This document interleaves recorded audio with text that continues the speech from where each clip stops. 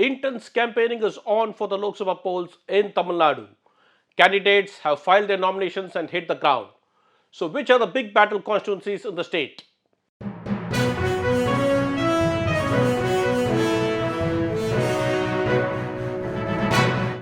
Vanakkam. This is T. Suresh Kumar. Thank you for joining me in this episode of the Hindu Focus Tamil Nadu. With political parties announcing candidates for all 39 seats in Tamil Nadu, a clear picture has emerged about the constituencies that will witness a big battles. Surprisingly, this time, the AIADMK has fielded many new faces and just a couple of known names. The DMK has retained 10 of its sitting MPs, including some heavyweights. Interestingly, it is the BJP-led NDA which has fielded several heavyweights in these elections. Now, before we take a look at the big battle seats, let's first take a quick look at how many seats each party is contesting in the different alliances. In the India bloc, the DMK is fielding candidates in 22 seats on its symbol, followed by the Congress, which is contesting 9 seats in Tamil Nadu. The CPI, CPIM and Vidudalai Chiruthaikal Katchi are fielding 2 candidates each. The IUML and MDMK are entering the fray in 1 constituency each. In the next big alliance, the AIADMK is entering the fray in 33 seats on its 2-leaf symbol. The DMDK will field 5 candidates and Pudiya Tamilagam in 1 seat. Moving on to the NDA, the BJP is fielding candidates in 23 seats on its lotus symbol, followed by the PMK in 10 constituencies, the Tamil Nadu Congress in 3 seats, the Amma Makkal Munnetra Kalagam in 2 seats, and 1 seat is being contested by an independent candidate. Now let's look at 5 constituencies which are likely to face a very intense contest in this polls. First, let's take a look at the Ramanathapuram constituency.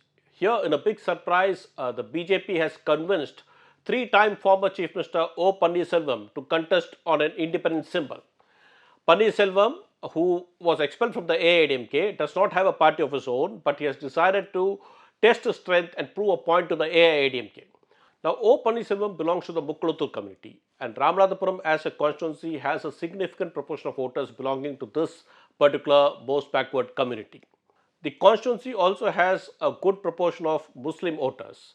Therefore, the DMK has allotted this seat to the Indian Union Muslim League, which has fielded its sitting MP Nawaz Kani in the constituency.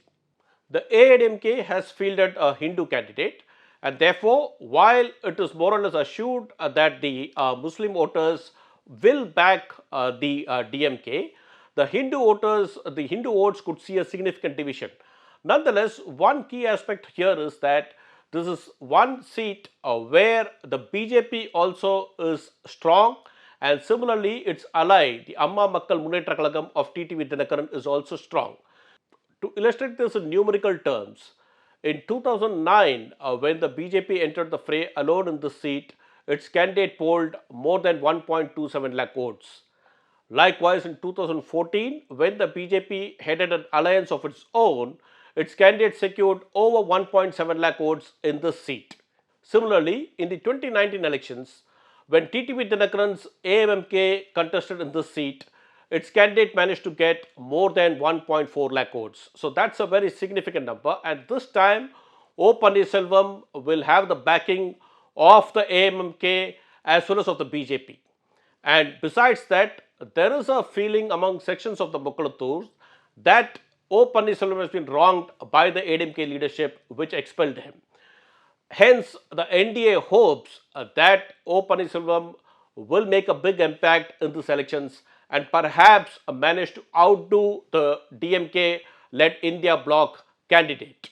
The next constituency that could witness a big clash is Theni, from where the Amma Makkal Munnetra Kalagam's founding leader TTV Dinakaran is entering the fray. Now, not only has TTV Dinakaran managed to win from this constituency when it was called Perikulam previously, but Theni is the only constituency from where the AIADMK managed to win in 2019. And that seat was won by O.P. Ravindranath Kumar, the son of O. Pannirselvam. This time, Ravindranath Kumar has given way to Dinakaran to contest. Now, Dinakaran will be facing Tanga Tamilchelvan, who again is a former AIADMK member and who had also travelled with T.T. Vidyanathan in the AIADMK before he joined the DMK. In 2019, contesting on the AIADMK symbol, Thanga Tamilchelvan had managed to poll more than 1.43 lakh votes. The BJP-led NDA has placed its hopes on the personal goodwill that T.T. Vidyanathan enjoys in this constituency, along with the influence that the O. Pannirselvam family exercises here. They hope that using these two factors, Dinakaran will be able to pose a tough challenge to Thanga Tamilchelvan. Now let's move to the Coimbatore seat. In a big surprise, BJP State President Annamalai has been fielded here. Initially, Annamalai was reluctant to contest the Lok Sabha polls because he felt that would restrain him from campaigning across Tamil Nadu for the party. But ultimately, the party high command decided that he must enter the fray to infuse confidence among the rest of the candidates that the party has a real chance to prove itself in these elections. In the western region, Coimbatore is one seat that's considered to be a stronghold of the BJP. In fact, the party's candidates have won here previously in 1998 and 1999. This time, Annamalai will face off with the AIADMK's Singai Ramachandran and the DMK's Ganapati Rajkumar, who is a former mayor. Now, Rajkumar incidentally has not been with the DMK forever. He was previously with the AIADMK and he was elected mayor during Jayalalitha's time, and now he has switched sides to the DMK. He is quite resourceful, but interestingly, Singai Ramachandran, who the AIADMK has fielded, matches Annamalai in terms of academic qualifications. Singai Ramachandran is a graduate of the IIM Ahmedabad and Annamalai is from IIM Lucknow. But in this constituency, Annamalai has to rely solely on his own strength and on the individual strength of the BJP because its allies do not exercise any great influence among the voters in this region.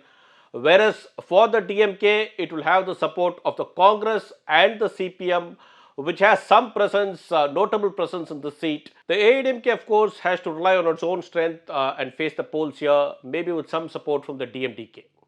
But this is one constituency that will truly witness a keenly contested triangular contest in this Lok Sabha polls. Now let's look at the other big fight that will happen in Kanyakumari.